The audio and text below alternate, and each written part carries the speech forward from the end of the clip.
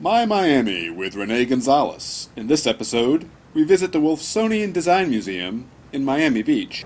The Wolfsonian is a very special place. It's a Mediterranean revival building from 1927 done by Patterson and Robertson, and it was renovated by Mark Hampton, the architect, not the interior designer, at the beginning of the 90s. Mark is an amazing architect, and he took the collection and integrated it into the building so seamlessly. The building is actually part of the collection, so it's a very thoughtful building. And although architects often have large egos, Mark is not interested at all in having his work be seen beyond what is required. Rene, what are some of your own favorite design objects within the Wolfsonian collection? Some of the pieces that I like the most are the pieces that we see around us every day, like chairs or tableware or a toaster. They're very utilitarian pieces. As a young architect, you worked on the renovation project with Mark Hampton. What are some of the design details you'd want a visiting architect to notice? What I would want them to notice is what I think they won't notice, and if it is successful, they won't notice it, because it's really about all of the elements disappearing and becoming so tight with the architecture. By the elements, I mean all of the sprinkler systems and so forth.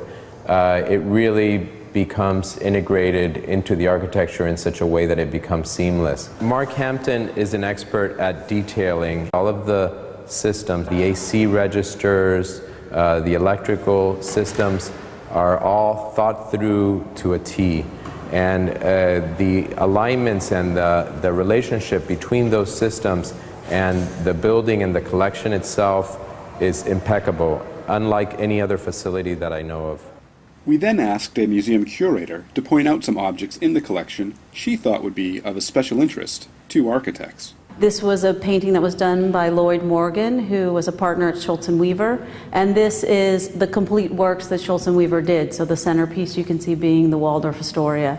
So these are stained glass panels from the Norris Theater in Norristown, Pennsylvania, done in 1927. The ceiling behind us and actually a chandelier are part of an insertion that we added in when the building was renovated. This is from Ryan Motors. It was in downtown Miami, and it was retrofitted to fit into the space. And you can see, if you look at it, that it actually has, as part of the details, it's a Mediterranean revival style, and the details actually have car elements. So you'll see steering wheels, cogs, gears. Other great pieces we have are a Warden Esherick staircase that was taken from the Curtis Bach House in Pennsylvania. And how does the architectural design of the museum enhance a visitor's experience of the collection? One of the things that's really been great about the gallery spaces for us in this building is that they're actually quite small. And because most of the things, as you can see in our collection, are decorative arts or design objects, the space actually works very nicely with our works. We also are very sensitive to the fact that we're showing design works. We like to show them with their functionality. So something like this gate, we like it to be a transparent experience. A gate was produced to be seen through, and that's how we try and install it within our collection. The actual renovation was very sensitive to this idea that we wanted to envelop the visitor in the experience of art and design in everyday life.